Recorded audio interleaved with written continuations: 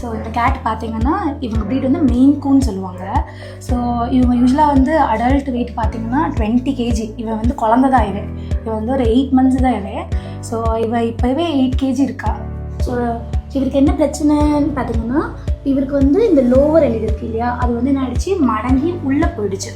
So அது என்ன ஆக ஆரம்பிச்சதுன்னா உறைஞ்சி அந்த இடத்துல வந்து குத்தி கண்ணில் தண்ணி வடி ஆரம்பிச்சிச்சு இவருக்கு.